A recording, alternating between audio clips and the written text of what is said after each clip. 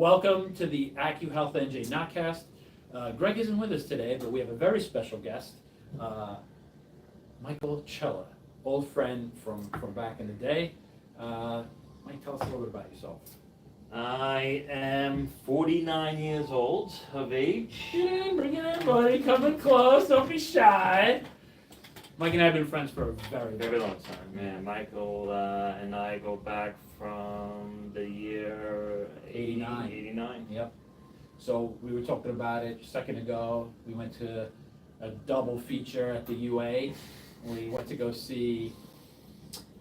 First one apparently was Cyborg. Major League. Oh, it was Major League? And then we snuck into Cyborg. Two instant classics that have. I think that was like Van Damme's cinema probably, movie too. Yeah. Being out there.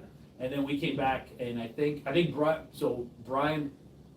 Well, you guys were at different high school. Coming back. Yeah. So that's how I met you. Brian was in Brian was in St. Joseph by the Sea with you. Yes. He lived across the street from me, and that's how I got to meet you. But I think when we came back that day, three of us went down into the basement, and your brother was Well, running Dungeons and Dragons. Why we ended up at the theater is where I was going with. Yes, I was hanging. Oh yes, I met Brian at the stage. By the way, not to drop any names, but Brian is the drummer of the Widows band now. Yes. But we came back, and I remember we went down to the basement, and your brother had like the books out. D&D. Yes, the deities and demigods. Yes, and everything. I mean, that whole area was discovered. It was basically just like his store now. Not to drop some names, but Red Seal Gaming. No, drop the name. We want people to go there and buy games too, because you don't know, one day you can end up to be an acupuncturist too. Yeah. But I remember that, and then it became like a weekend thing or after school.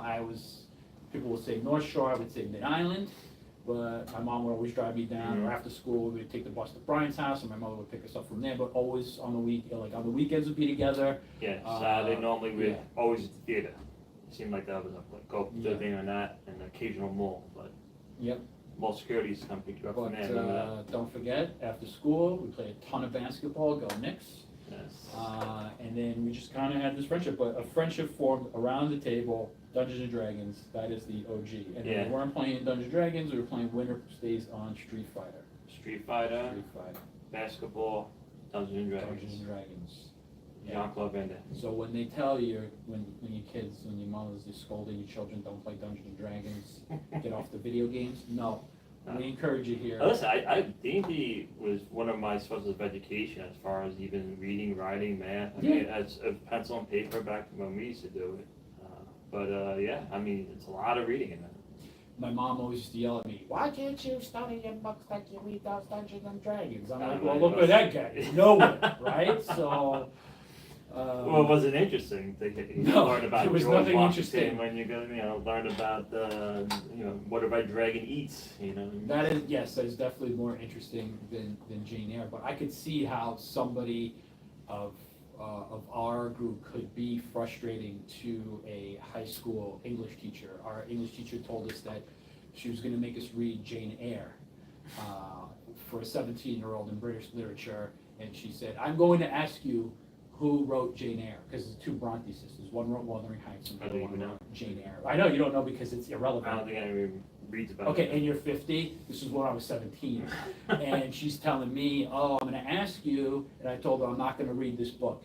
And she presented the quiz. She asked who wrote the book. I got it wrong. She said to me, "I told you I was going to ask who wrote Jane Eyre," and I told her, "I told you I'm not going to read this book." So I could see how. Did you not read it? I did not read it. I got the question wrong. Like, that was the first question. Jane Eyre, who wrote it, got it wrong. Do you know? What? You still don't know. I couldn't tell you. But I did watch it afterwards. I did, yes. I watched it afterwards as I got older. I was matured. I had an appreciation for the way the English language was spoken, but not at 17, right? So there's a time and a place for everything, and I think Dungeons and Dragons. Well, that's to answer your mother's question. Why? Because it's just not interesting. It's not fun, and I think people are learning now in education that don't make kids read irrelevant shit. Well, look at so my daughter Olive, she goes to your old high school, and her summer reading was The Hobbit. So that was the difference in what they're telling the kids to read now. Fantasy-based book that's more interesting about elves and magic and Yes. everything else over something that actually took place. An instant classic. Right. But a lot of times now they just let kids read whatever they want. And they're actually even allowed to read graphic novels, which is really about jumping on the train down, going to Jim Hanley's, you know.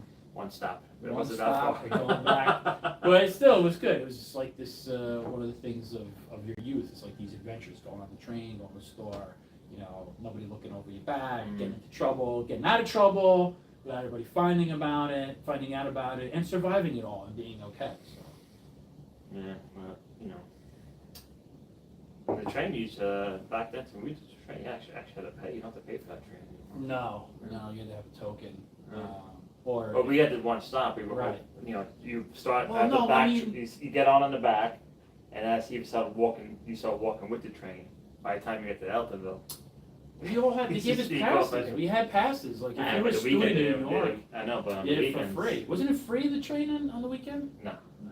I don't recall that. We didn't really take it a lot, but we still got around and we had a lot of fun. One of the things that I remember growing up, I spent my summers in Greece, and when I started kind of like going to work with the old man, I stuck around the summer a little bit longer. And one of my first experiences in America celebrating 4th of July, the Chello household.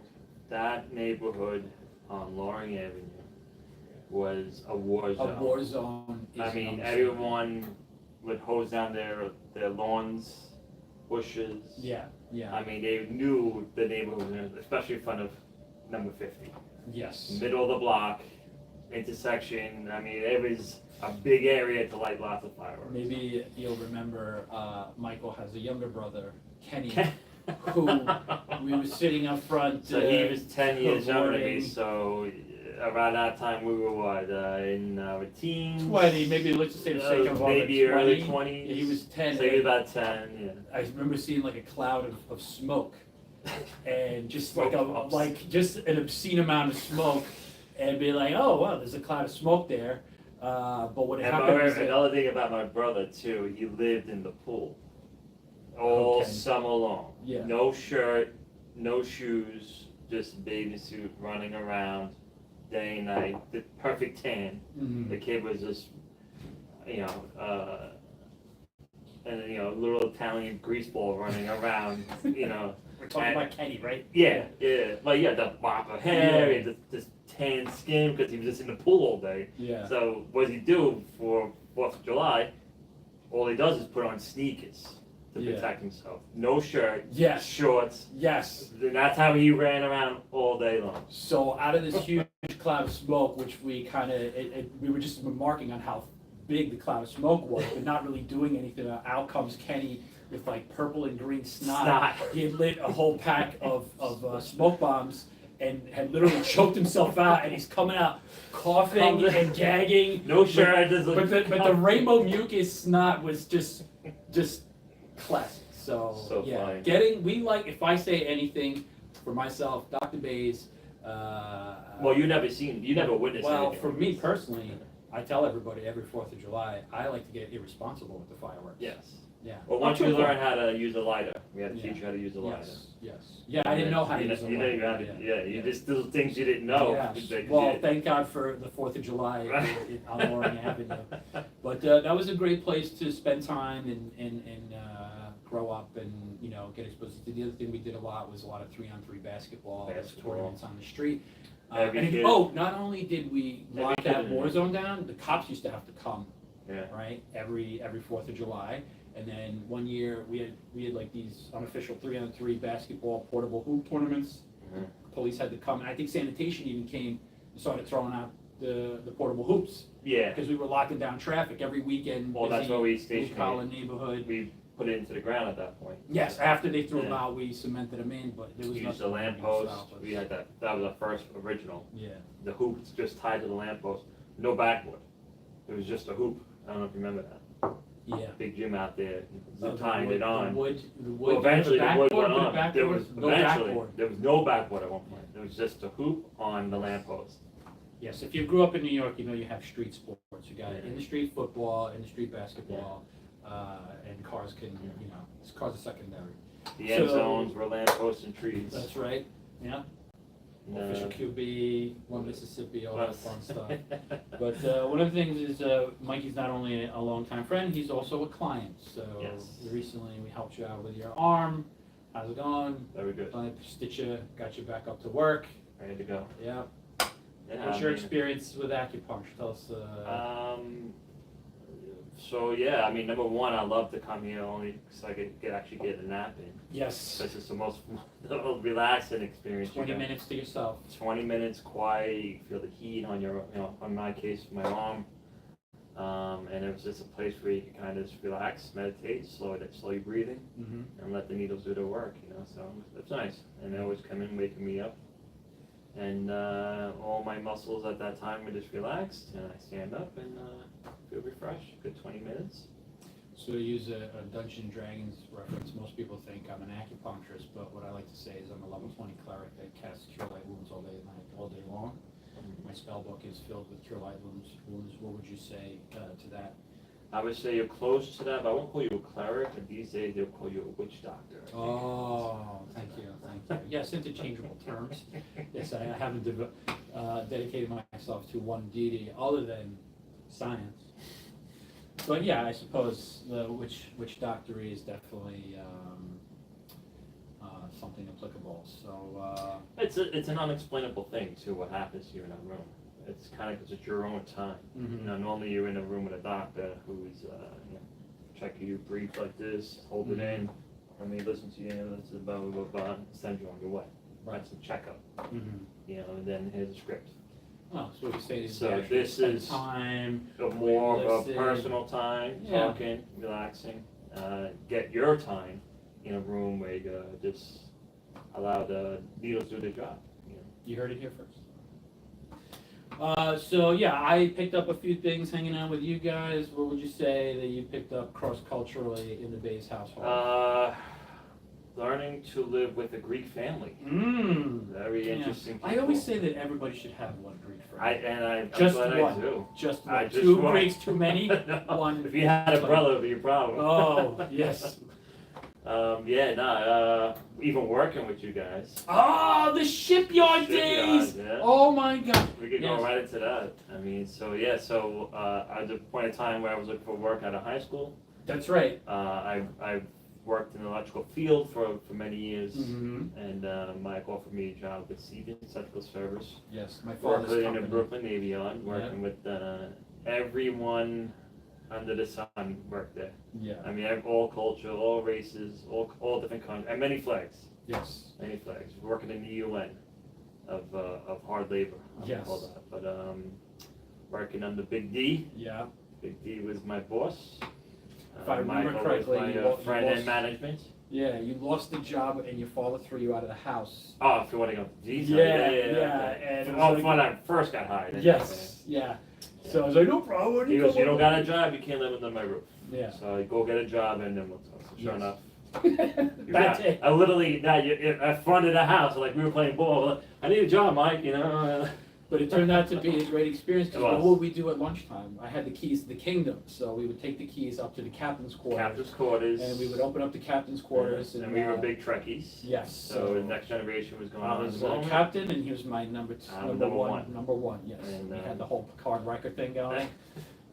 Mikey used to like to straddle the chair and plop in Oh, and yeah. sit down and eat lunch, and I would always adjust my tunic, my service tunic.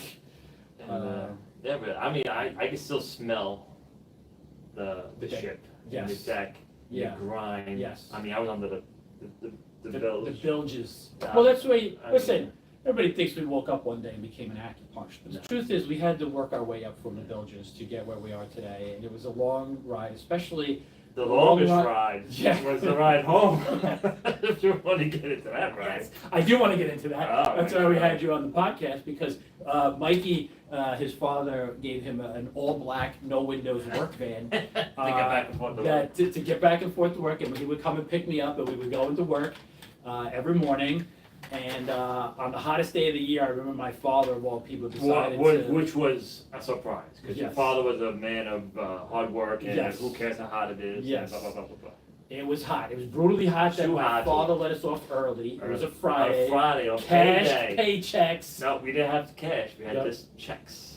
Didn't we? I We thought didn't had- cash them yet, No? because we had no money when we broke down. Yeah? All right.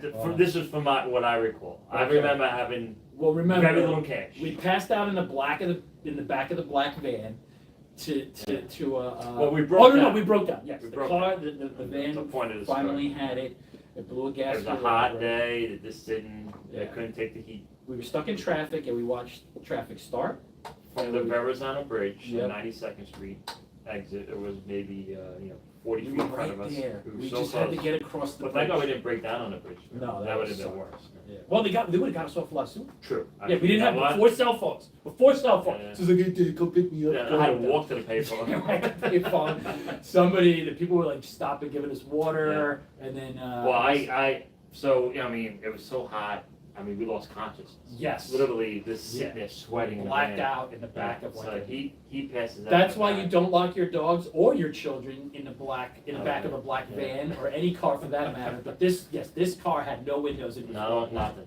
And I remember you fell asleep, and I fell asleep in front. You fell asleep. You were like laying down in the back, and we both woke up just drenched in sweat. And I was Sweat. like, we gotta get out of here, man. I was like, we gotta get water. We're gonna die here. Literally. So I took the walk.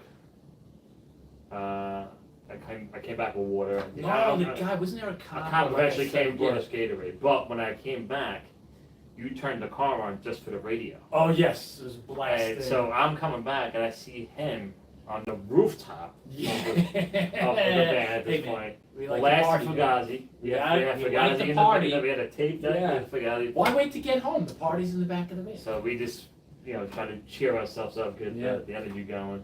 Cars, we're all sitting there in traffic, just watching cars drive by. Cops finally came, and he said, "All right, Well, I guys, remember we got the he's tow gonna truck go get you coming." something to drink, and we were throwing But the money way it at was him. funny, the funny way he said that, because he's like, all right, guys, I got the tow truck coming, and he goes, but I gotta ask you, you guys got any money on you? And we're like, we'll just pull out him, because you guys need something to drink. Yeah, like, we he did. looked, Yeah. I mean, we just probably We just were a looked like hell. disaster.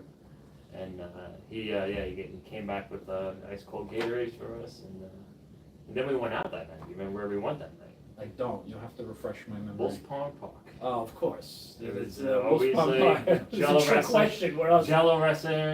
wrestling or something was going on, and it was a cake party at Wolf's Pond Park. Yeah. So we ended up going out that night, and I don't know how, but we muscled it down.